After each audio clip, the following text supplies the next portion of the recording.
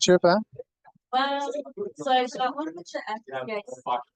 Oh, really? But I got an email yesterday that they withdrew the offer because Oh my gosh, you're kidding me. yeah.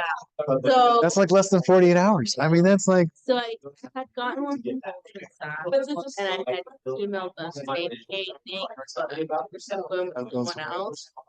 And then here I get an email saying, yeah, we can't offer you this anymore because so then I emailed the doctor again and I said, hey.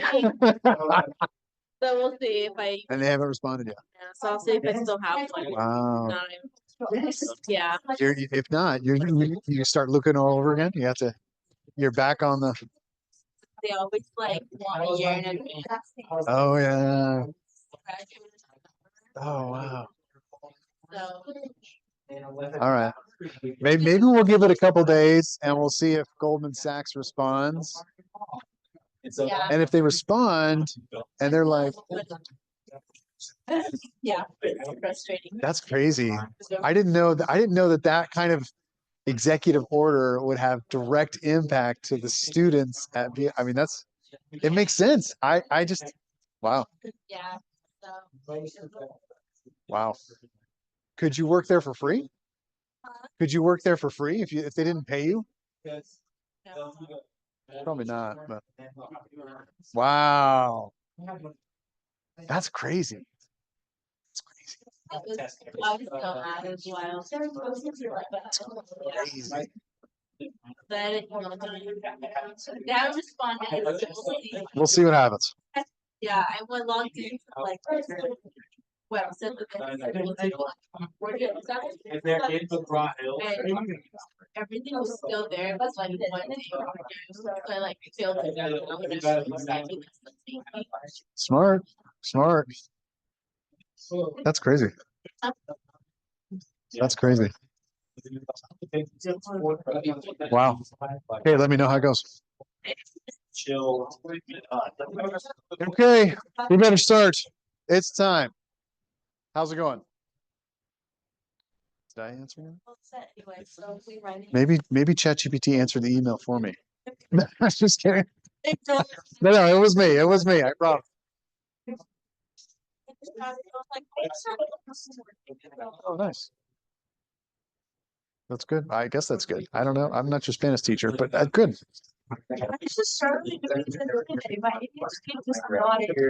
Really? One of those days.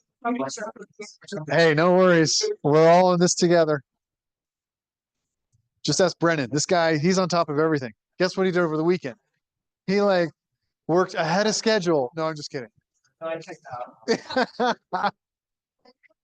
Yeah, maybe we should take a poll. Raise your hand if you're still recovering from this past weekend. Raise your hand if you did nothing this past weekend. Like you took the time off, you didn't do anything at all, school-wise or career-wise. You had a job interview. That counts. That counts. Okay. Was it a good weekend? Oh, good. Good. By the way, I've got another student who's going to the PAS Nationals. Yeah, she knows your wife. Meredith. Okay. Sorry, I got distracted. Welcome. Here we go. Let's do this. Should we do some VBA today? You guys ready? Let's dive in. Just a quick update. Sorry. Are we going to work on the homework that's due on Monday? Are we going to work on that in class today? We should. Yes, sir. Did it work? 4? Good job. I feel like I'm taking away learning opportunities by doing homework in class. I feel like I'm doing a disservice to you.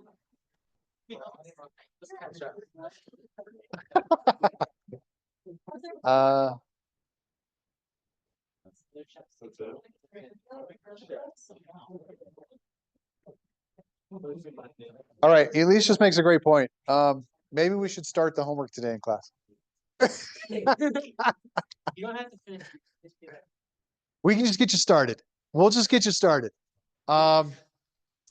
In fact, that's why I pulled this up. 80%. You guys are funny today. You guys are great. Yeah, so in terms of assignments for this class, the good news is, or the bad news is, there's not that many. The good news is there's not that many. For better or for worse, for better and for worse. So each one counts, I guess, maybe. Is that the downside here? If you look at the point value though, let me just outline, let me just highlight this.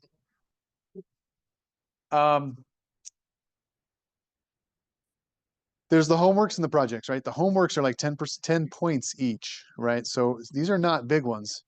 The real intent of the homework is to prepare for class for that day. So for example, this homework, this Fibonacci homework that's due, is that Monday? Yeah, the 27th is Monday. The intent of this is to if you can approach the homework, if you can try the homework before Monday, then in class on Monday is going to be a better learning experience. Does that make sense? So the intent is to not finish the homework before class. The intent is open it up, take a look at it, try some code, see how far you get, and then come to class.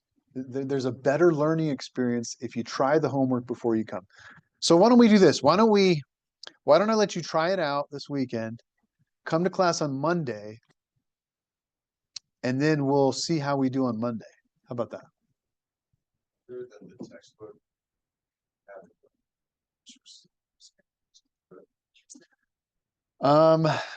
Yeah, chat would be, I've surprisingly enough, I've used chat a lot as I've been preparing some of these works and assignments and projects. And what's our AI policy in this class, by the way?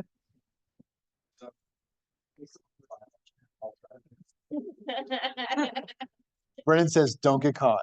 That's the AI policy. Brennan, that weekend did something to you. I think you've changed. I think you're a different person. No, wait, but what is our AI? Remind me, because is it in here somewhere? I should probably look it up.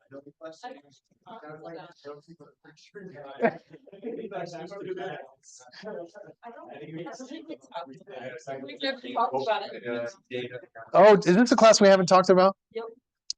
Was I trying to avoid it for some reason? Is that why we didn't do it? Do you think you could make a video like you do it for just to watch? I like that. Just for that. The videos are really, they're so helpful. And we love getting to see you more, Brother Chapman, like through the week. So like just videos.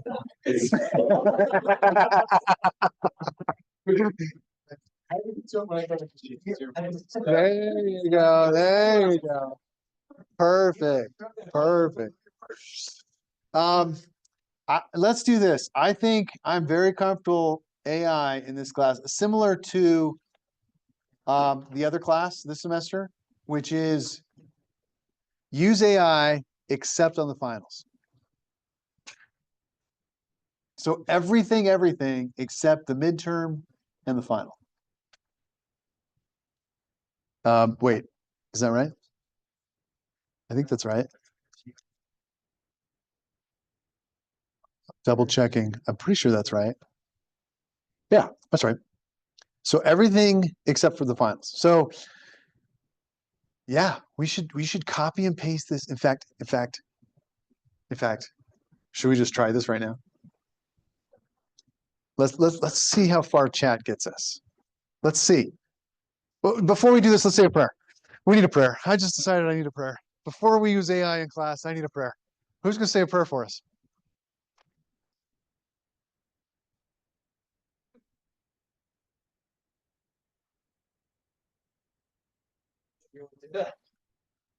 I've never thought of that before.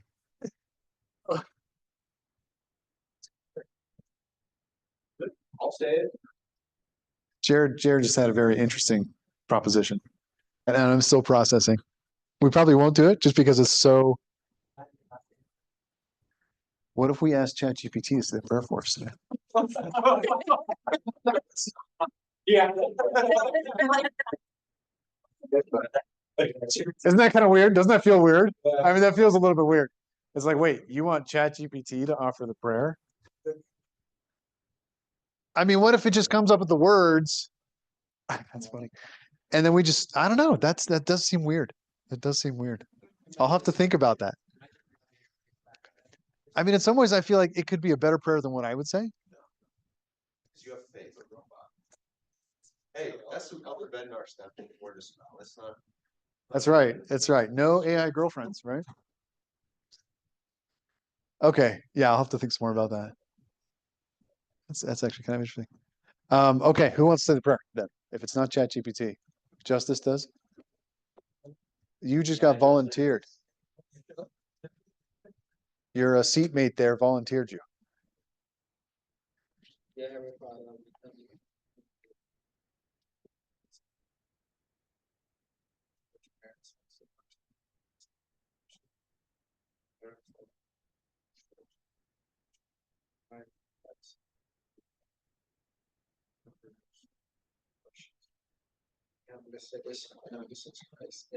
Amen. Thanks very much. Okay, great. Okay, great. I feel better about this. I think what I'm going to let you do, I'm going to let you do your ChatGPT on the homework before Monday and see how far you get. And if everybody comes in and says, "Hey, it's done," and I got full credit, then we'll know. Then we'll know. My experience has been chat does pretty good, but it's not 100% on this specific course on these specific assignments.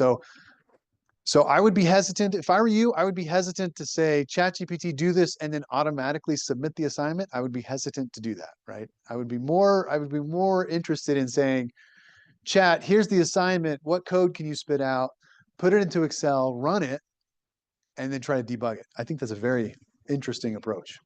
The other perspective I've seen in VBA from last semester is that ChatGPT does some pretty complex code. I mean, it does stuff that's like harder than we'll do in class, in the sense that you know how in Excel there's multiple ways to do the same thing, like copy and paste, Control C, Control V. You can go up to the menu, copy and paste.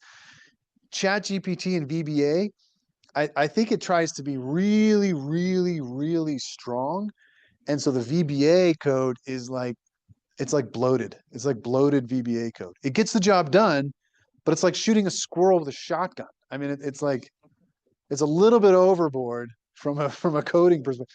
And so I don't know. I'll just throw that out there. It's helpful. It's probably a good place, a great place to start if you don't know where to start.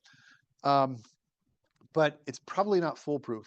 And I think that's true. Now, if we come back at the end of the semester and say, Brother Chapman, I used ChatGPT for every assignment and it was perfect, then we can make some changes. But that's your benefit, I guess. But that's kind of what I've seen. So there you go.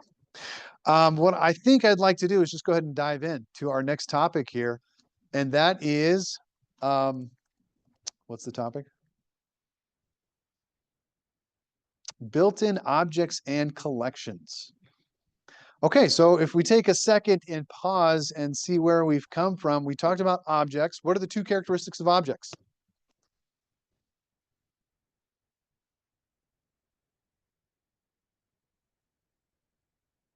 Hey, we got one. Brennan, see, you got this.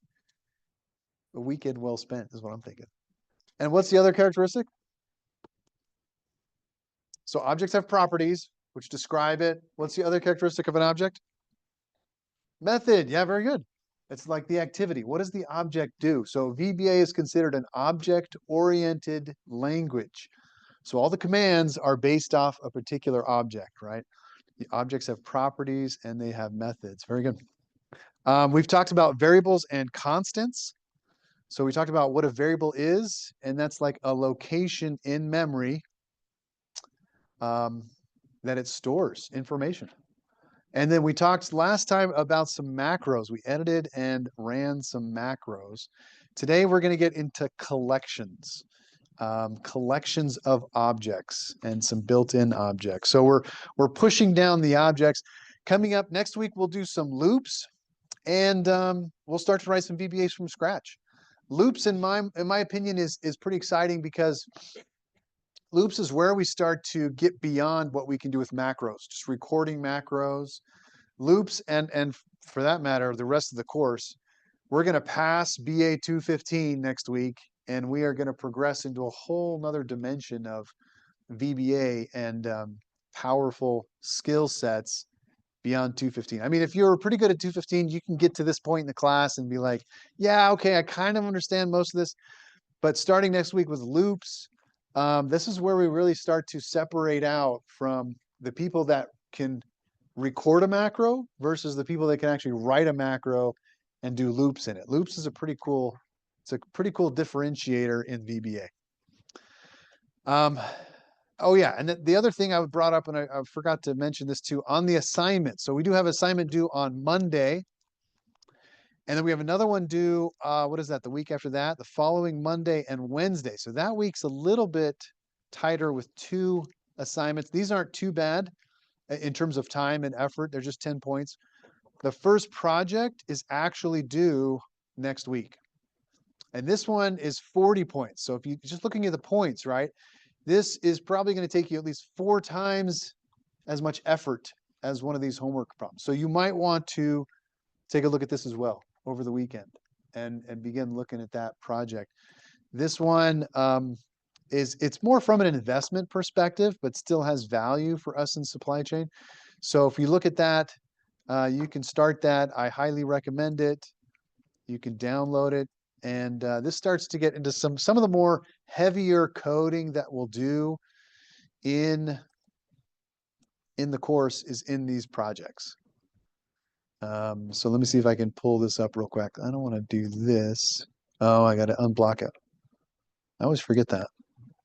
I have to go to downloads and unblock the file. Actually, where is it?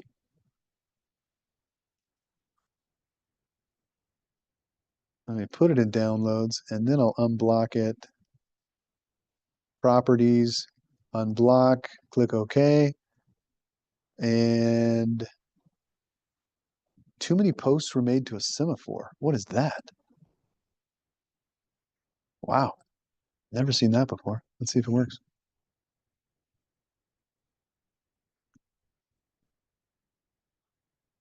Still doesn't work. Doesn't like me. That's so weird.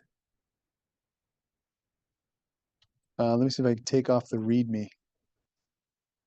The read only. There we go. Enable content. I'll update later. We'll go to the assignment. And we'll say, here's the instruction sheet. So just to give you a heads up, here is some information about the project. Ben Graham's been called the father of financial analysis. Among the hurdles he used to consider to invest in a stock was one that could identify fallen angels. To be labeled as such, a company should have a price-earnings ratio of less than half of the highest price-earnings ratio it had in the last 5 years. So if you take the highest price-earnings ratio in the past 5 years and compare that to the current ratio, is the current price-earnings ratio less than half of the highest in the past 5 years? We're going to write a macro to modify a web query to retrieve information if a given stock is a fallen angel and flag those as fallen angels. So we're going to go out to the web, pull some information on their price earnings ratio, check to see if it's less than half, gather the relevant data, put it in a stock column, and then submit that. It's going to tell you where the data is at and importing the whole page, things that we've talked about a little bit before. So we're taking what we've learned with web queries, and we're going to pull data from the internet, make a column, compare, identify fallen angels, and if you're recording your macro using relative references, we talked about that before, this should work very well. And there's the task. So 40 points for that. Not terrible. That's it. Identify fallen angels. Any questions on this one? Please. Right, here's the link right here. There are numerous websites for provide stock information. One is the finance website, another is Google Finance, Bloomberg, and CNBC. You can choose one of them. That's right. That's right. Just one. Yeah, just one's fine. And yeah, all these should have the same price earnings ratios, right, for the 5 past years. So yeah, any one of those is great. Okay, great. Any other questions on this? Okay, very cool. So that's the project and the assignments. We've talked about that. And we have built-in objects and collections. So I think we're ready to dive in here. Let's download this file. So here's the air traffic passenger statistics file. I'm going to download this. I'll save it on my computer. And I'm going to unblock it, just like I did with the other file. Downloads, open up the file, right click to properties, unblock the file, click OK. And I'm going to open this up. Okay, very good. This is air traffic passenger statistics, and this is by country. Here's the data sheet on this. It has all kinds of operating airlines, and it has countries. And so these charts have been created that say, what is the airline passenger statistics for each one of these countries? And this is pre-COVID data, so we don't see the COVID dip, but US has a steady, pretty consistent incline. Mideast goes up around 2000 and what is that, 2015, huge increase. Anyway, so here's some of the data. This is the data that we're going to be using as we're working through these examples. I'm going to open up Developer tab, go to Macros, Visual Basic,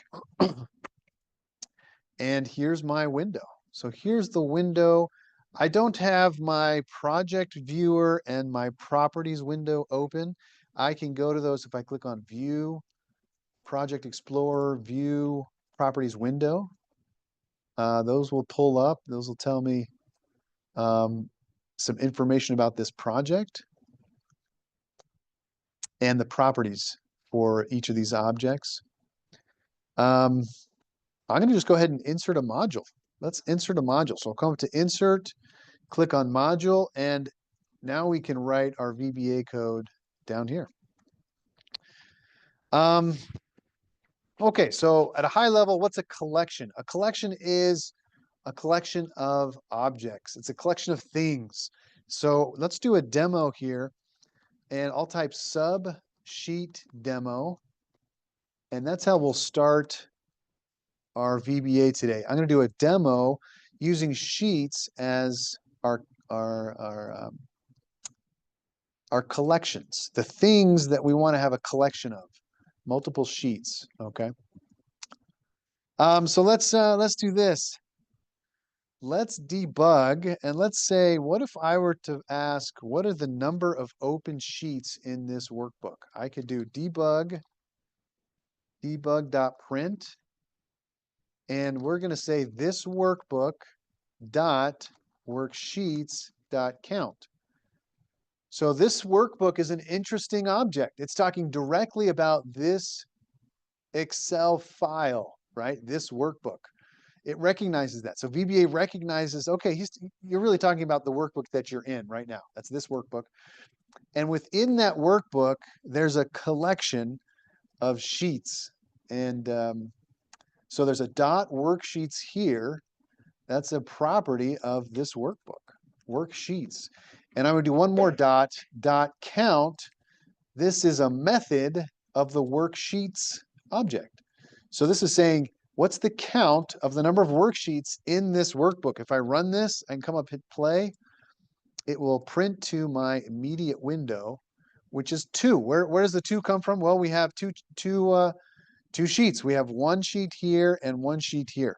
And so it just gave us the count. It just counted how many sheets are in this workbook.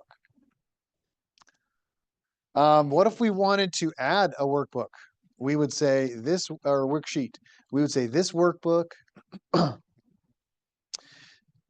dot worksheets, because we're going to refer to a sheet in this workbook, and we're going to say add. And there's an add method there, right? So when I push dot here at the end of worksheets, this is the VBA's IntelliSense. This is a list of properties and actions that I can take for this worksheets object. It tells us this is it. This is all you can do. This is a list of properties and methods for this object that I can do with worksheets. In this case, I'm going to add. When I run this, it's going to add a sheet. So I'll hit play on this again. We'll see what happens. Okay, it still says 2. It printed out 2 up here, but now it added a sheet down here. So now I have 3 sheets, but wait, this says 2 up here, but I have 3 because I counted before I added. So it's still going to say 2 because we had 2 sheets at this point, but it added another sheet. Notice that the active sheet, the sheet that was added becomes the active sheet. And that's pretty important to acknowledge. What we can also do with this collection of worksheets is we can say another debug.print, and we can say worksheets. Let's do active sheet dot name. And this is saying whatever the active sheet is, whatever sheet the cursor is on currently is the active sheet. What is the name of that sheet? Okay, so we have this collection of sheets. We have an active sheet, and that sheet has a name. So if I run this, it's going to say, okay, now we have 3 because I counted 3 sheets, but it added another sheet. Now I have 4 total sheets, and the question was, what's the name of the active sheet? It said sheet 2, and that's from this name right there. That's where it grabbed that. So that becomes the active sheet. We can print the name of the sheet. We can count. Let's do another count. We can do a count before and after we add. I can copy and paste this down here. Debug.print this workbook sheets count, and then give us the name. So if I ran this again, if I emptied out my immediate window and ran this sub again, it would say 5, sheet 3. Well, it says I didn't scroll down up here. Let's see. It says 4. I had 4 sheets. I added 1. It counted again 5. And then it said the active sheet is sheet 3 because that's the active sheet. Question? Yeah, how do you get the top bar again where it says 4 or 5 sheets? Oh, the immediate window? Yeah. Yeah. Go to view. Okay. And there's an immediate window option there. What is it? Control G is the shortcut. And then you can drag it around. I kind of like it to be at the top, but you can drag it the bottom if you want it at the bottom. I kind of like it at the top up there. Yeah, good question. Okay, great. So we have this idea that we can do count, we can add, we have names around this collection of worksheets. But let's do this.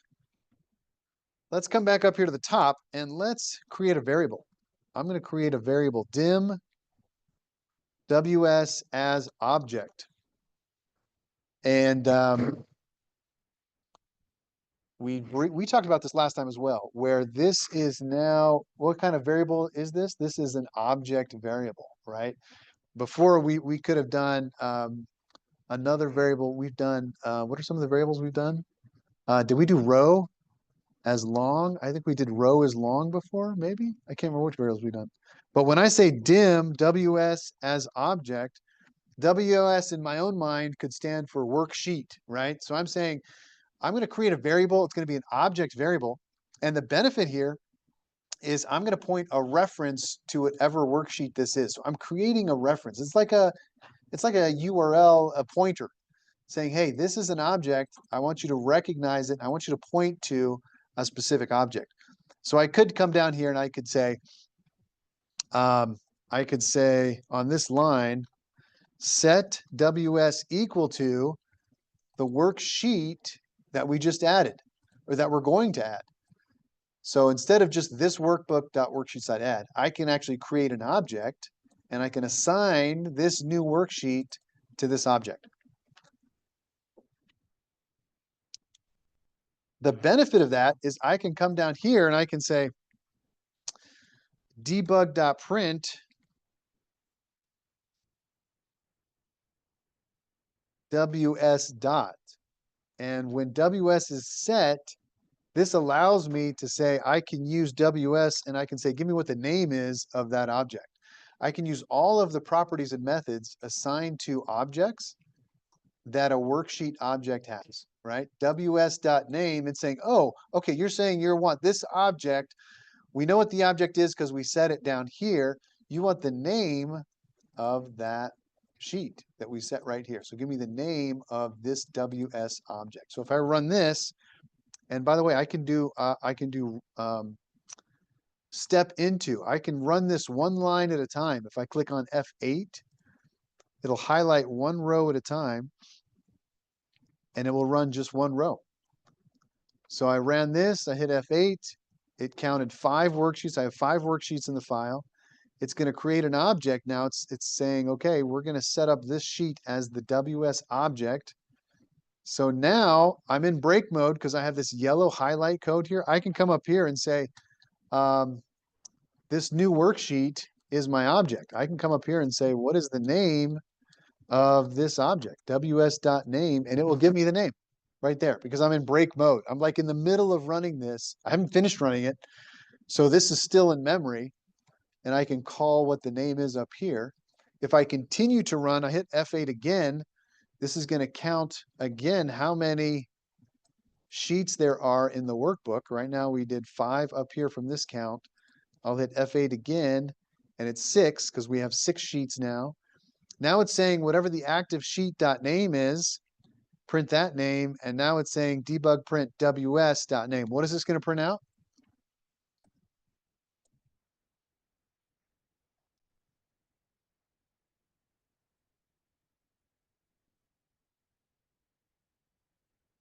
Sorry? Sheet 4, that's right. Why sheet 4?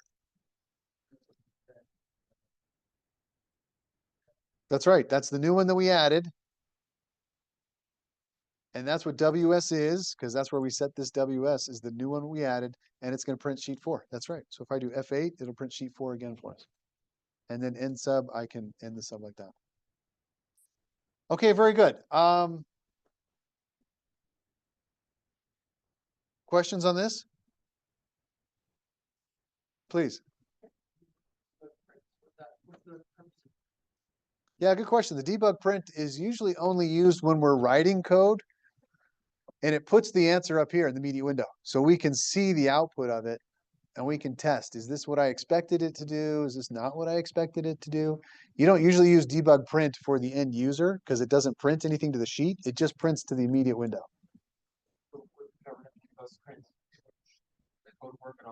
Yeah, good question. We could comment these out,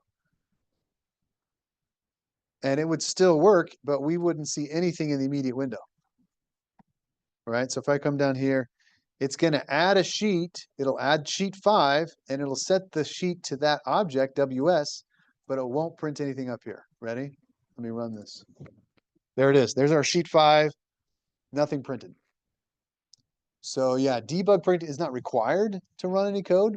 It's helpful for me when I'm writing code to see what's going on, you know, as different things happen. So yeah, good question. Okay, let's add something here. We've got the name. What if we do this? So what if after we add the sheet, after we've counted it, let me change this one and say, okay, after we've counted however many we have before, we add a sheet, we do another count. What if I activate another worksheet? So let me type this workbook dot worksheets dot, worksheets, open parentheses 1, activate. What this line is going to do is it's going to take this workbook. It's going to activate the first worksheet in this workbook. And by the way, what is the first worksheet in this workbook? It turns out it's just the order of the tabs down here, interestingly enough. If we wanted to reorder these tabs, we would actually reorder the indexing of these worksheets. So when we get to this line and we activate the first worksheet, and then we say, what is the name of WS? What do you think it's going to print? Let's try it out. I'll hit F8. F8, it's count. Okay, now we have 7 sheets. This is before we add. F8 again, we've just added another sheet. F8 again, the count is now 8 sheets. Total count is 8 sheets. When I execute this line, what's going to happen?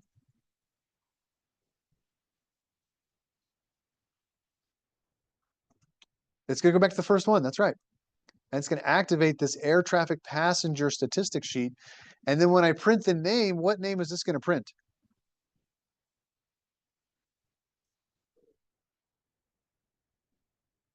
What's that? So you think it was the worksheet that was added. So in this case, sheet 6 was added. Why is that?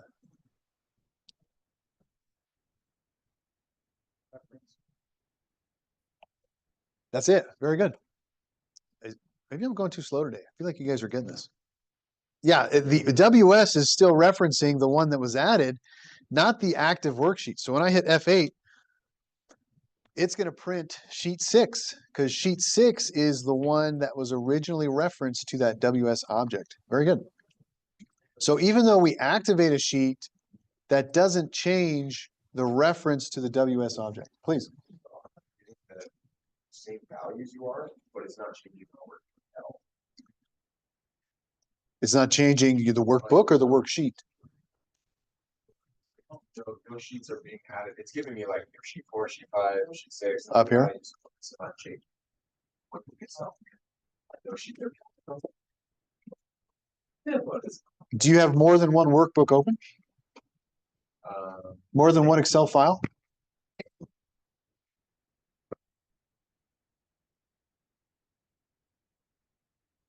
That might be it. I've just got one file on here, so it knows that this is the workbook that I'm working with. And if you have more than one file, you might want to open up the right file because you might have more than one file in your project window here. In fact, let's take a second to show your neighbor where you're at. See if you're the same place as your neighbor. Where are you at, neighbor? Let's see. So you are in. Oh, so you're in this functions Excel. Yeah.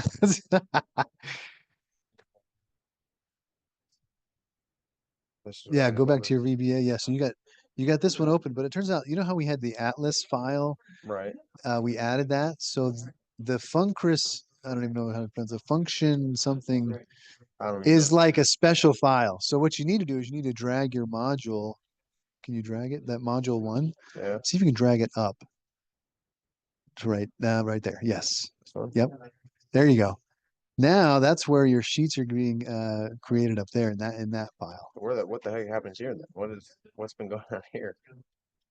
'Cause I don't. This is the only sheet. I don't know. It seems like there's some ribbon X code. It looks like this is part of a double click on that one. Yeah, it looks like there's some code here for a ribbon, but I'm not sure if that came from some Excel file, some ribbon add-in that is not uncommon. There's a lot of computers that have that on there. Okay. So it should work now. Yeah. So you should see all these sheets now. You should see some sheets up here Okay. Yeah. in the right file. How we doing? Good.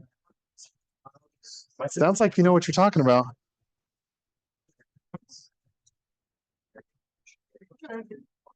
How's it coming? I don't really understand what are we trying to find, but this is what Just happened. a sheet in Mexico. Okay, so you got a bunch of sheets. That's great. Yeah. So what we're doing is we're just adding some sheets to Excel. That's it. Oh, that's it. Oh, Yeah, that's what I was That's confused. I was that's like, our first step. That's kind of where we're like- starting. Yeah. yeah, I was so confused. Like, what are we really doing? Yeah. Yeah. Okay. We're just learning how to use some of these collections in the code. It's like a red. You can make this larger if you Yeah. double click on the Yeah, bar there what's the plan? or And also that the square. font is, like, Either way, you can make that like Okay. fill the screen on that white like, square. Yeah, gray, Mhm. yeah. that fills the Gray. screen. So you're objecting, you're printing, you're adding. Okay, yeah. So you have WAS, WAS, and this needs to be WAS too. Is it? Just needs to be the same, whether you want to use WAS or WS. I've got WS. I bought I that. have W. You have WS there, to but this put it one on the needs to be plane to go WS to too. Tampico. I said, no, you can't. So right now I have to run it. So Yeah, you run can that go again and and add hit another everything sheet. at the airport before There you go, flying sheet out. 8. Because I have two that It was went so from 9 to 10. So you have 10 total sheets now. yeah. And sheet 8, it just printed the name twice. One name print here, one name print there. Okay. So You're good. good. Yeah, you're doing great. Grace, how's it going? Mine's just printing backwards. Oh, on the top? Yeah, that should be fine. Like it's going up. It's doing this. Yeah, I think it's just printing backwards. But it's printing all the right values? Yeah, I think that's okay. 6, 8, then 7. Yeah. Well, it just printed 7, 8, sheet 6, right? Well, yeah, but on yours you have sheet 6, Oh. 8, and 7. And it goes, oh, sorry. Yeah, that's fine. Yeah, no, that's fine. Oh, They're like it might be this computer. Yeah, but Um,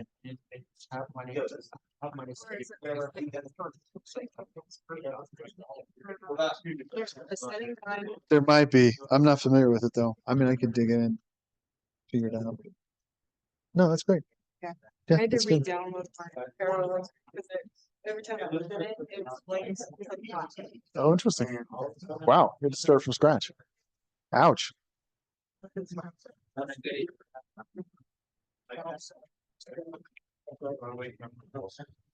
Okay, great. Let's go to the next level here. Ready? Let's see. What else do we need to do here on objects and collections? Instead of an object type, we can also do this as a worksheet type. So there is an object called worksheet object. So if I dim WS as a worksheet object,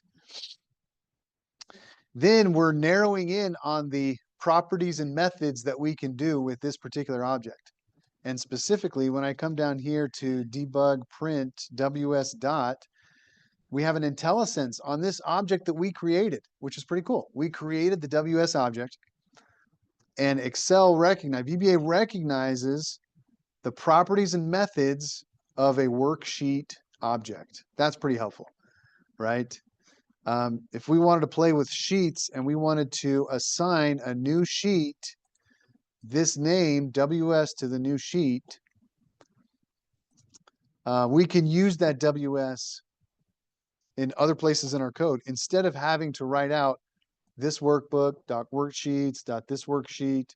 We can use WS to reference that worksheet, which is pretty cool. So for example, let me see if I have a good example here.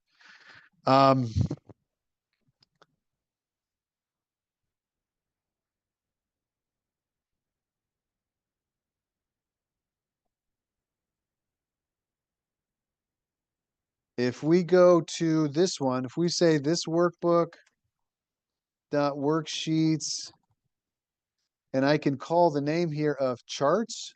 That's the other worksheet that we have. Over here, charts is a worksheet. I can use worksheets just like we have in arrange objects where we're actually calling a range. And then we use cell A1. Very similar notation here when we're talking about the name of a worksheet, right? Worksheets, open parentheses, double quotes, charts, and that will refer to the chart worksheet. And I can say activate that sheet. Let me take this one out.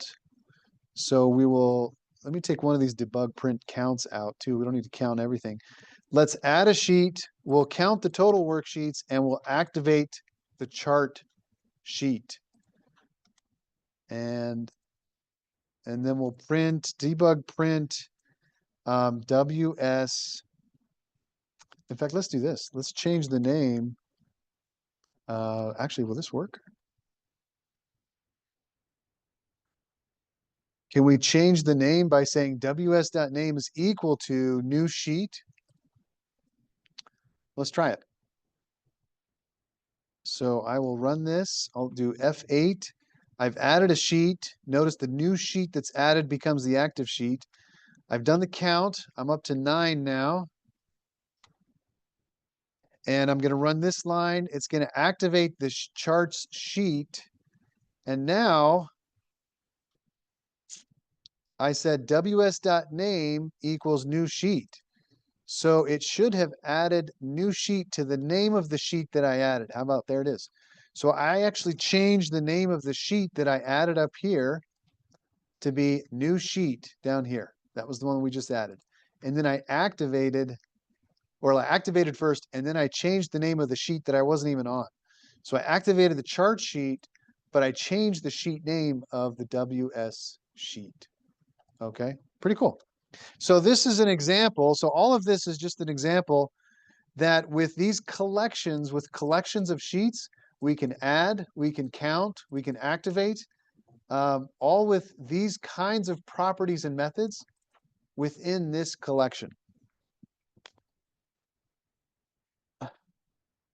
Oh, okay, let's do this. Let me introduce a little bit of a loop here. We'll get into loops more next week, but let me just go ahead and introduce a little bit of a loop to you. A loop will start with a do, and it ends with a loop. Bless you. A do loop. And when we do a loop, this is something we're going to repeat, right? We're going to repeat until something. And we can just repeat as long as we want. If we don't have an ending point, the danger is we could get into this loop and it will never stop. I mean, it'll stop at the second coming. You know, it'll stop if there's a nuclear holocaust. But the danger, the power here is that we could get into a loop that never stops. So there's a couple things that I like to do when I do loops. One is I want to do this one called do events. It's one word, do events.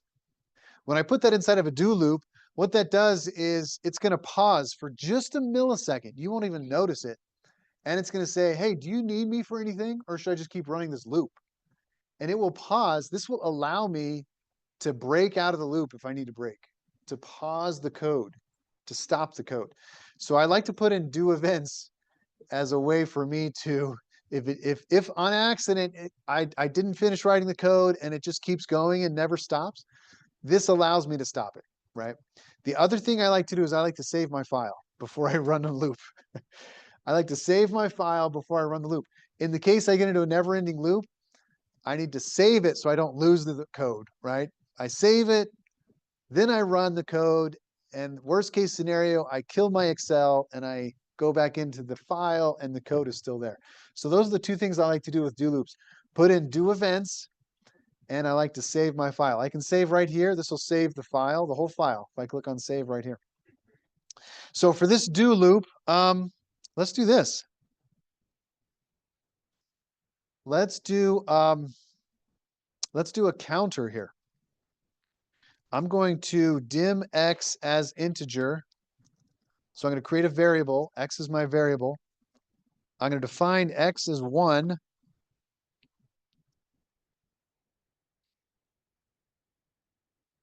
And I'm going to do this until x is greater than, and here's the logic, right? Here's the logic of the loop. Do until x is greater than this workbook dot worksheets dot count. So this is going to give me the logic of how many times I should do this loop. And it depends on how many sheets I have, right? So if I have 20 sheets, it's going to do this loop until x is greater than 20. And then it will stop, right? So this gives me the kind of the boundaries of the loop. So do until this is true. What am I going to do? Let's do something a little bit, not too crazy. Let's print out, so debug print this workbook, worksheets, and within parentheses, x. What this is saying is it's going to take the x that we're using right here, the very x that we're using as the counter loop is actually going to be the code for which worksheet we're talking about. How about that? Isn't that great? This is like a dual purpose x. On one level, we're counting how many loops we're going to go to, how many times we're going to go through the loop is our x. And we're going to use that same variable that says, I want this first worksheet, then I want the second, then the third, then the fourth, and the fifth, and the sixth, all the way to the top, okay? So that X is pretty cool. We're going to use it for two purposes. Give me worksheet X and just give me the name. How about we just print the name? So print the name of the worksheets up here in the immediate window and then close the loop. That's what we're doing here. We could be really crazy and we could say rename each sheet if we wanted to, but for now we'll just print the name out. There's one more thing I need to add here, which is I need to increment X. So then after we print the name, I need to increment X by 1. And we can do that inside this do loop. So this loop is going to run for however many sheets we have in this workbook. And we should see all the names of these worksheets up here at the top. So let's run it. Ready, set, go. And then we have an error. Oh, wait a minute. Let me take this one out. Yeah, we changed this. Let me take, wait a minute. That says ws.name equals new. Oh, because I already have that name. It won't let you have a tab with the same name. It won't let you have two tabs with the same name, right? So that's the error we're getting is you can't name it this because it's already been named that. So I'm just going to take this line out. And I'm just going to comment it out with a little apostrophe before it. It turns the line green. That means it's like a comment. That means the code's not even going to, it's going to skip that line completely. So I'm just going to comment that out and I'll keep running. And we have some names up here of all the sheets. So it went through all the sheets. First it gave me 10. That's how many sheets I have. It counted. And then it went through this loop, right? It went through this loop for every sheet. And it says print the name of the sheet, increment 1, go through the loop. Okay, very cool. One more thing I want to do here. I want to put a stop after the loop before the end. I want to stop the code right there. And I want to run this again. So I'll run this again. I'll add stop. I'll click on run again. Actually, let me delete this first up here so we can see the difference here. All I done is I added stop after the loop. I'll run this code again. And I'm in break mode now. So all of this code is still in memory. I can still access all of this. I haven't finished running it. And here's what I want to do. I want to find out what is X at this point. So I can come up to my immediate window, type in $X, enter. And it's going to tell me what X is. X is now 12. I had 11 sheets. So it did this 11 times. It printed the name of all 11 sheets here. And it got to this point and it incremented to 12. It got to the bottom of the loop. It went back up to the top of the loop. It said do until 12 is greater than this workbook.worksheets.count, which is 11. And then it stopped. Okay, so it actually incremented X one more past the number of sheets that I had, and then it quit the loop, if that makes sense. So it's important to understand what X is doing here to end the loop. X is actually incrementing 1, and then it quits because this becomes true. X is now greater than the number of worksheets, and so I'm quitting the loop, and it stops. Okay, great. Let's go to a similar situation, but with workbooks. So I'll stop this here. I'm going to create a new sub. I'll come down here below the in sub, and I'll type in sub book demo. And after I type in sub book demo, open and close parentheses, hit enter, it's going to automatically write this in sub word for me. Create a line. Right, here's the separation of two different procedures, and it's ready for another block of code here, another procedure. Let's do similar thing. Let's do debug.print, and we're going to say, in this case, let's say application.workbooks.count. So notice the hierarchy here. Application is really talking about Excel. So across all of Excel, how many workbooks are there? And this isn't counting all the workbooks on your computer, right? This is just counting the workbooks that are open. So debug.print Sorry, can I scroll this up a little bit?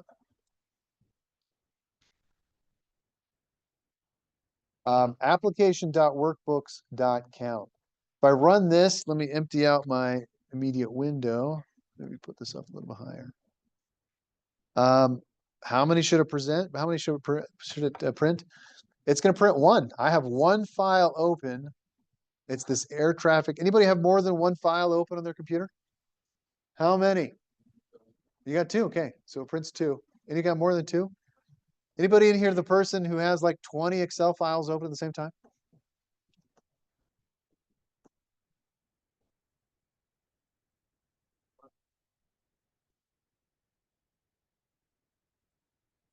Okay, great. No, yeah, I've done it. I'm not afraid to admit it. A little bit crazy. The debug print, and this is, again, we have this workbooks collection. So just like we had a worksheets collection, we have a workbooks collection. And this collection has properties and methods that we can use. Okay. Let's see. Let's do this. Let's add a workbook. So application.workbooks.add is going to create a new workbook. If I run this again, what's going to happen? Boom. Do you see that? I have a new workbook. New workbook just popped up. Boom. Another workbook. Boom. Another workbook. So I've got now 3 different workbooks open. Book 1, book 2, book 3. And I've just created them by running this code. We just created a bunch of workbooks. Let's do a similar thing with a loop. Let's do dim x as integer. We're going to create a counter just like we did before. Dim x as integer. And we'll set x equal to application.workbooks.count. That'll count the number of workbooks. Let's do a do loop. Do loop. And I'll do a do events before I forget. And then inside of this loop, let's see. There we go. Let's debug.print the name of each workbook. So I'll do application.workbooks, and I'll use X again to identify which workbook we're on.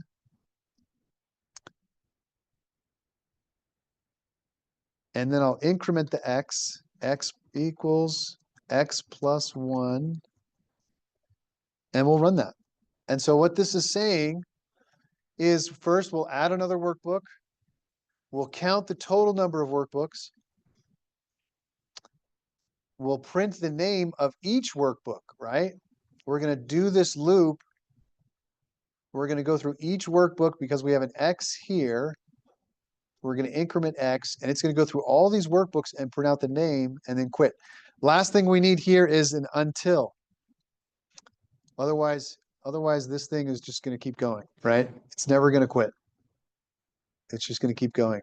Should we try it? Do you guys want to run an unending loop?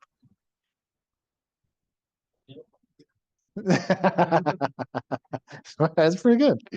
Sure, let's try it. If I forget to say until, what happens when I run this loop forever? There's no ending point. It's going to keep going. It's going to print all of the workbook names. How many workbooks do I have? It's going to add another one. So I'm going to have 4. Once it gets to the 5th workbook, what's it going to do? Is it going to error out, or is it just going to keep going? Let's see. Subscript out of range. Yeah, so it's saying 6. We don't have any 6th workbook. So it gives me an error.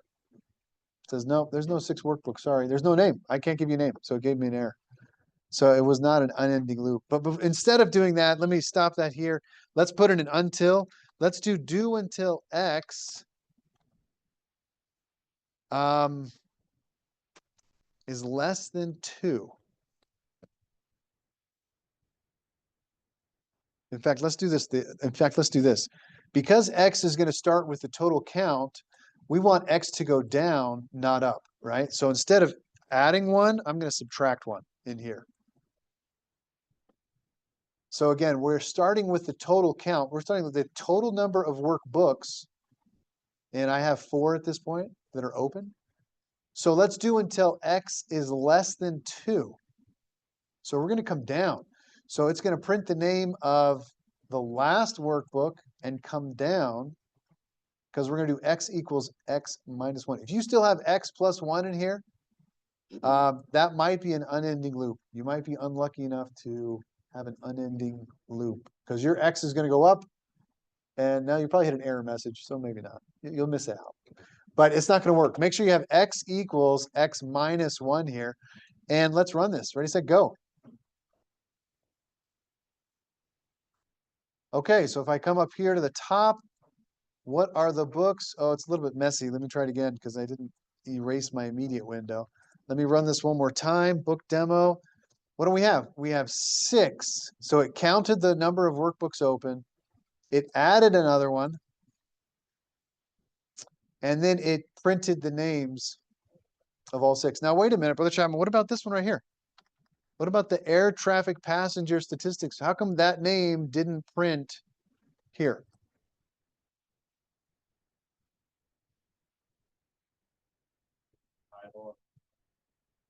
It knows the title. It does. It knows the title, but you're close. Grace? Oh. Good guess. Mostly because X is less than 2. So this is the first workbook. It turns out that the order of workbooks is based on when they were opened. Isn't that interesting?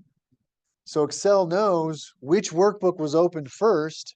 And in this case, it's going to count to the last, the total number open. And we're saying go down.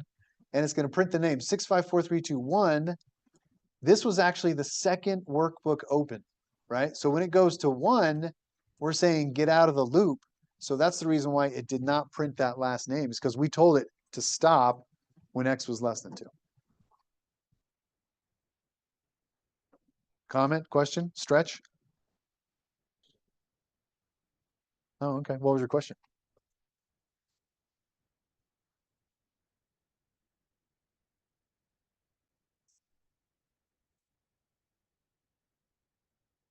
Yeah, very good. That's great. Please.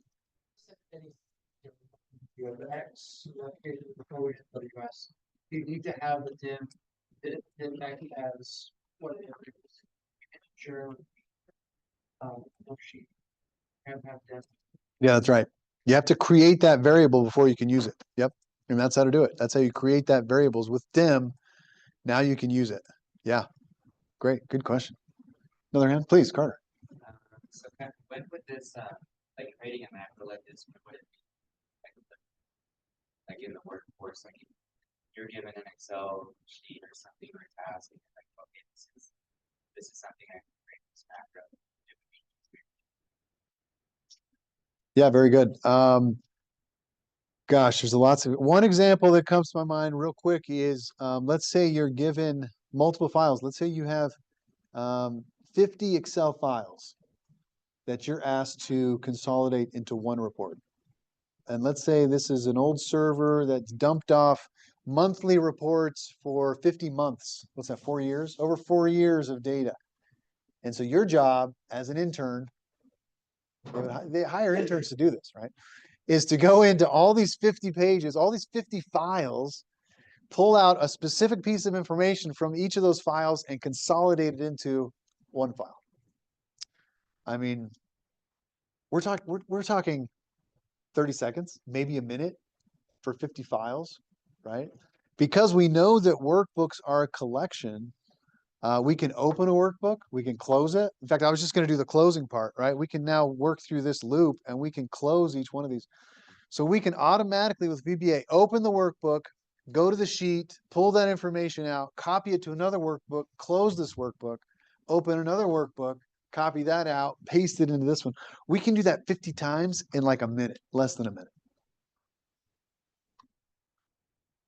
Not bad. Not bad. I mean, if you were to do that with a macro, right? You'd have to record opening that one workbook, copy the information, put it into the other workbook, close this workbook, stop recording. And if you don't know how to change the name of the workbook, then you can't do more than one file. But let's assume you're really good at changing the workbook name. Then you'd still have to run that macro 50 times manually to get it into the right place, right? This one says, hey, whatever the name is, we can use the index of that workbook. 1, 2, 3, 4, 5, 6, 7, 8, 9, 10, 50 workbooks using this kind of a loop. And it doesn't matter what the name is because we're going to use this index number. And we're going to pull that workbook open. We're going to identify the sheet that we need to copy from. We copy that sheet to the other workbook because we're going to have 2 workbooks open. We close the correct workbook and we open the next one. Boom, boom. Very powerful, extremely powerful, right? Especially when you're talking about between files and between sheets. Yeah, it's a great question. Is that helpful? Okay. Yeah, so if I had 50 files here, we could build a loop that says open these 50 workbooks one at a time, pull that information out, copy it, and close it, right? Pretty powerful. So let's do that. Let's do the closing part here. So now that we know what the name is, now that we have this loop that's functioning, let's add this part here that says application dot workbooks. And we'll do the X again to reference a specific workbook, and we're going to close it. So close the workbook. The other thing we're going to add here is if I hit a space after the word close, there's a couple of arguments that we can include in the close option. One of those arguments is save changes. And save changes, do we want to save the changes to our workbook? We can just do false. And if I type false in here, that's saying close the workbook without saving changes. Don't save changes. I mean, it's a little bit dangerous, right? You ever close the workbook and you wish you'd save changes? But these are the ones that we've just created. These are the blank workbooks that we just created. So we're going to go through this list and close them all. We're going to print their names out again, because that's kind of what the code says here. We'll print the name. We'll close them all except for the last one. And that's another reason why this X less than 2 is because we don't want to close the first one that we have open, that air traffic passenger stat sheet. So if I run this one,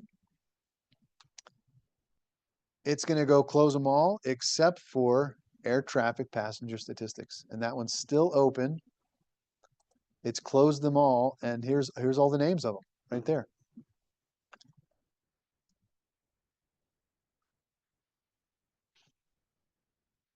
Okay, not bad. What do you guys think so far? Pretty good? Can we do another one? Yeah, let's do another one. We got this. Let's see. Question, please, Justice. My code is gone. Your code is gone. Justice, what happened? I just press play.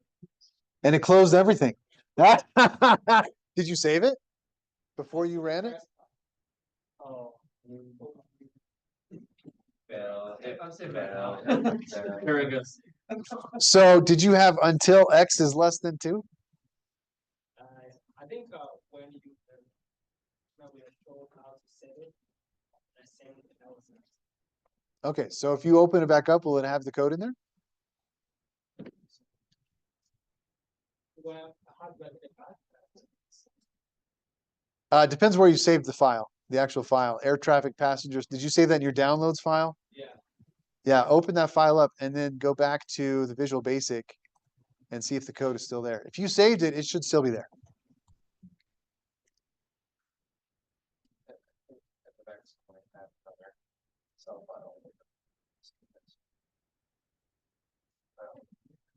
That's true. If there was another file, it would have closed that file. Yeah, good point. Did it close your 2 files? You had 2 files open. Branch. Okay, you closed it before you ran it. Okay, smart. Yeah, maybe that's why. Is your code still there? But the first that I saved. Also, the next part. Okay, yeah. That's good. That's a good learning experience. You feel that? Feel the pain? It's a lot of work, but Yeah, it is a lot of work. what would you have to do to open a specific workbook that's already saved? Oh, good question. That's what I was going to do next. What a great segue. Did I pay you to do this? No. Okay, good. I don't think so. I don't have very much money, so yeah, probably not. Okay, let's do that. Let's come down here to another sub. We'll go down to the bottom. Let's do book demo 2. How about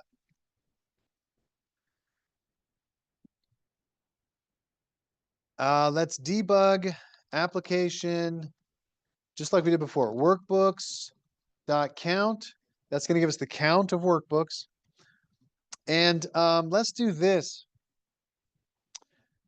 Before we get too far into this, let's create a new file. I'll go to File, New. I'll do a blank workbook. And I'm just going to save this blank workbook as, I'll save it in the same folder. So what am I in the downloads folder?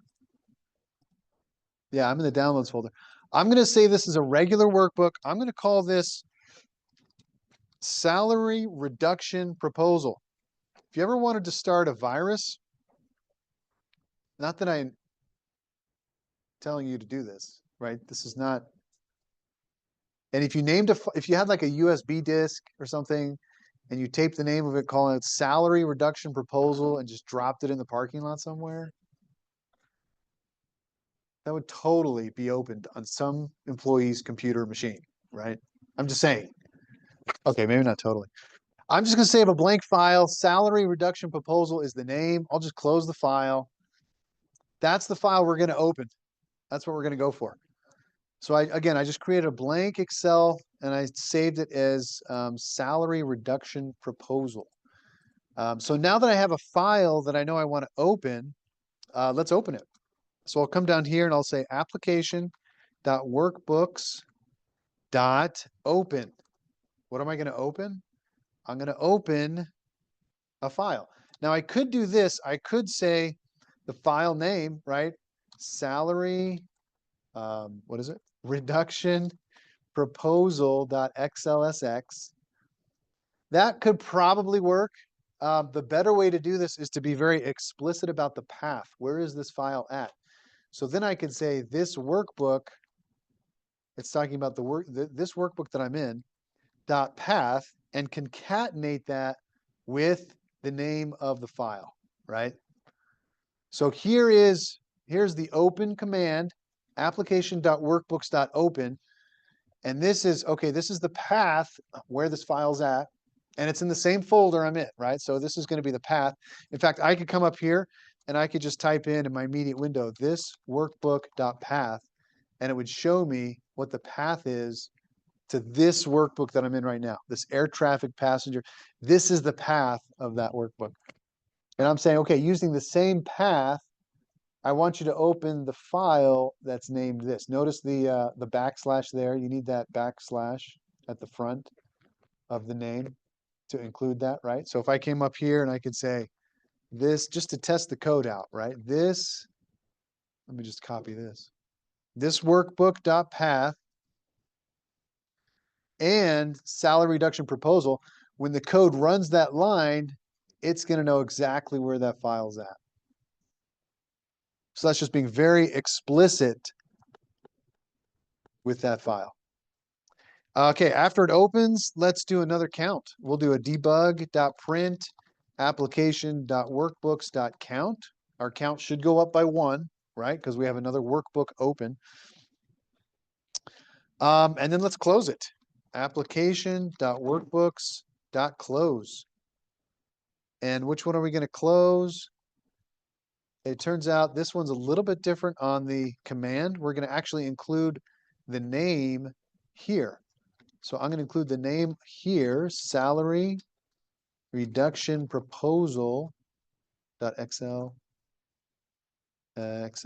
xlsx dot close, right? So this is the object. We're saying take this workbook and the method is close this specific workbook.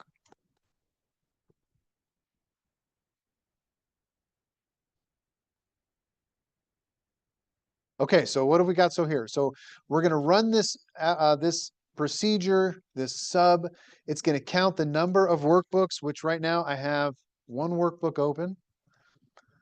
It's going to open this workbook, the one I just saved.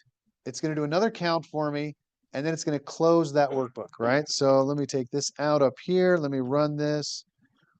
It opened it up. Here's my 1 count. Here's my 2 count, and then it closed it.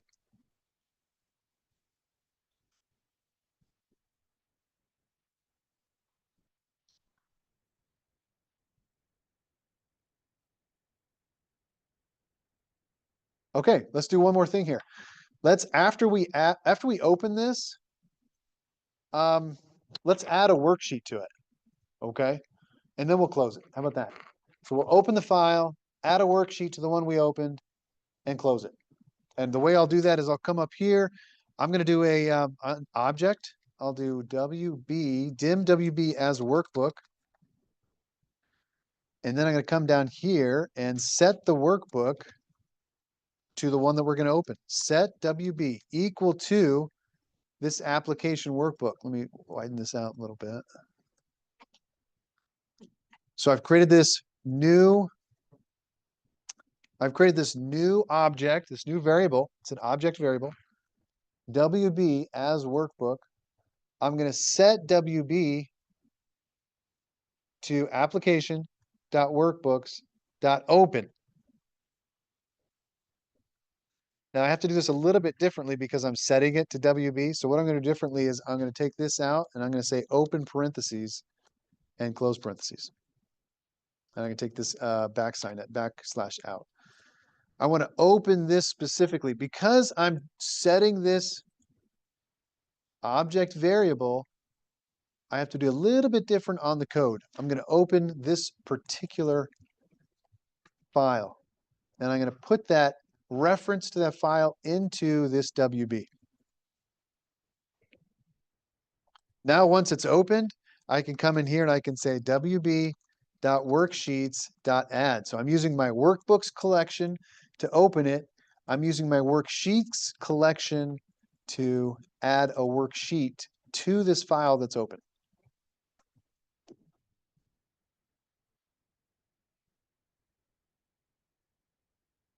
And then let's make some changes down here. After it's added, let's print the number of worksheets in the new file. Debug.print. I'll type in number of sheets.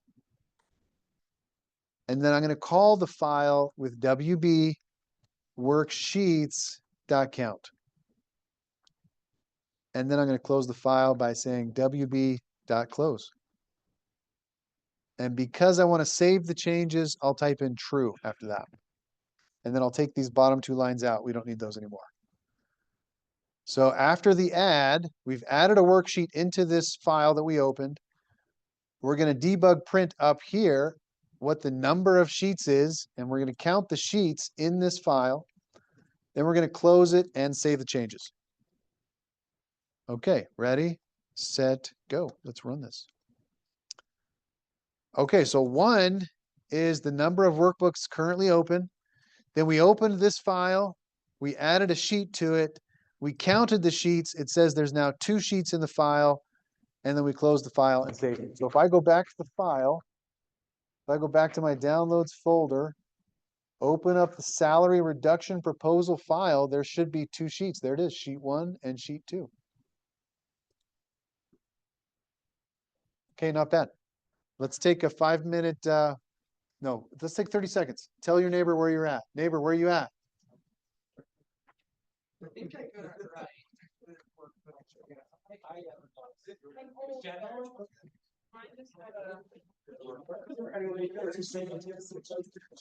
And let's see if we can do one more. We can do one more, right? We got 5 more minutes.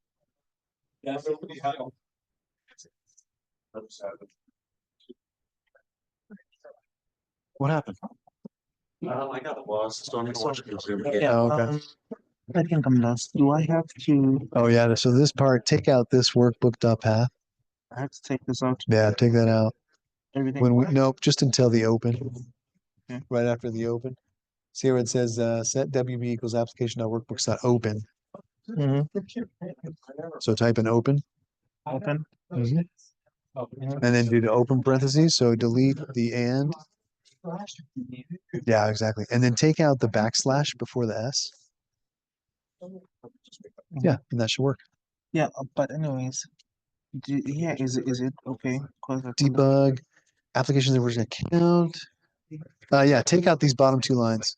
These two. That one and that one. Yeah. This one. Yep. Take out both of those. Perfect. Run that. See if it works. Did it work?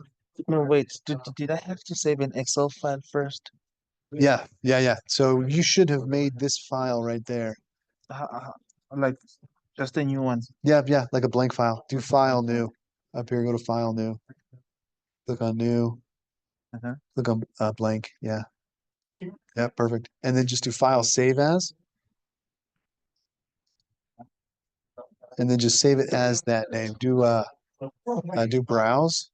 Because where's the other file at? Is that in your downloads file? Yeah, it's in my downloads. Yeah, yeah. Save it in that same folder. Okay, so it's salary. Salary reduction proposal. Files from downloads, so can you pull it from like your document tab? Yeah, anywhere. So when you do this workbook.path, you can do that any path. You could hard code it in there if you wanted to. You just say documents or documents. If it's in the documents folder, then it should have the documents folder name inside of this workbook.path. So that'll be inside of that, right? Like if you saved your file, closed it, moved your file into your documents folder, opened up your file, and go to the immediate window, do question mark this workbook.path, it should say the documents folder in that path.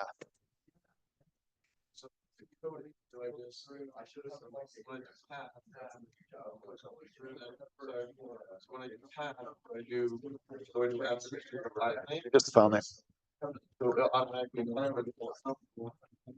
Using the path. Yeah, using that dot path. Exactly right. Keep it space for just one right. No spaces. No spaces. Yeah, perfect. Save that. And then close it. And then you should be able to run it. Okay, let's do one more thing. We got 5 minutes, right? Quick question. Yeah, we did a lot of change. Okay, let me look at that right after class. Let's see if we can do one more. Ready? Let's see. Should I show you how to create a new workbook but not let anybody else see it? No. I'll have to save that for another day. I want to work with the charts a little bit. So we have some charts in here. Let's do a sub chart demo. And what I'd like to do here is create an object variable for these charts and then be able to manipulate these charts around the sheet. So I'm going to do dim SHP as shape. Shape is an object. I'm going to do dim S as worksheet. Let me see if I can scroll up so you guys can see that. So here's a new sub. I have dim SHP as shape, dim S as worksheet. What I'll do is I'll say set S equal to this workbook, talking about this file, dot worksheets charts. So I'm setting up this S to reference this particular worksheet in the file, right? Here's the file, here's the sheet in the file, and S is going to be referencing that sheet. Then what I can do is I can say set SHP equal to S dot shapes index 1. And then I want to stop, which means don't finish the code, just stop right there in break mode, and we can do some fun things. So what I'm saying is, give me an object that references the chart sheet, using S is the name. Give me an object that represents the first shape on this sheet. What's interesting here is, I'm not sure exactly which shape is the first one. I think it's the first one that's made is the first one. We're going to find out which one it is. And assign that shape, assign that chart to the object variable SHP. Okay, that's all we're going to do. I'm going to run this, and it should be stop. And then I'm going to come up here to the immediate window, and I'm going to say, what is the name of the shape? SHP.name. Chart 4. Okay. So which one's chart 4? Well, I don't know. That's the name. I'm trying. Well, what is chart 4 referencing? So if you look at your project window over here, you know, it's interesting that each one of these sheets has two names, right? The air traffic passenger sheet is actually sheet 1 over here. Isn't that interesting? So whatever inside the parentheses is the name of the tab, right? So we have all these tabs, and the name on that tab is the name in parentheses. It turns out that sheet 1 is actually the code name for that sheet. It's like a secret name. Like your sheets have two names. Did you know that? Your sheets have two names in Excel. One is the tab name that we see. The other name is the code name. So this chart 4 here is not referencing the name of the chart as we see it. It's referencing the code name of that chart, if that makes sense. So we can do another thing here. Let's do a question mark SHP top. And when I run that, let's see what happens here. Again, SHP is referring to one of these charts, right? So when I say SHP.top, it's going to say 632.6249. What does it say? 611. Okay, so it's off a little bit. What that's referring is the number of pixels. It's like a location of where that chart is, right? What's the top of that chart is what that number is. Mine is 632. Yours is different, 611. My guess is you guys all might have different numbers. Whatever is that pixel at the very top of that chart. We can move these charts. What if we did SHP.top is equal to 10? What we're saying is move the chart so that the top of this chart is it's not a pixel exactly. I say pixel, but it's like a point on the screen. It's not actually a pixel, but in my language of olden days, it used to be. So if I hit enter here, it's going to say false. Oh, sorry, I shouldn't use the parentheses. It's not asking for a comparison. I'm saying actually do it. So I take the question mark out and I run this, and all of a sudden we see this Asia chart. My Asia chart has moved to the top. So the top of that chart is now 10. Okay, let's do another one. SHP dot left equals SHP dot left plus 10. What is this going to do? It's going to move the chart 10 to the left.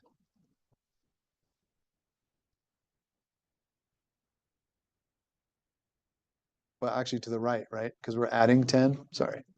It's a little bit deceiving. The left is like this left side of the chart. Move it 10 to the right is what we're doing. Okay, cool. What if we did, let's see, how much time do I have? 30 seconds? Oh, dang. I was going to do another loop. And I was going to move everything to the right by about 100. We could do that, right? We could come in here, put a do loop, and we could say move all of these charts over a certain amount. In any case, the idea for today's lesson, today's class, is to look at collections, right? We've looked at worksheet collections. We've looked at workbook collections. There's also this idea of shapes, charts as a collection, and we can manipulate all of these extremely, extremely fast using loops in incredible ways. So that was the point of today. Good job. We'll see you guys on Monday for another round. Don't forget to look at that project. Don't forget to start that homework. We'll see you guys then. Thanks, everybody.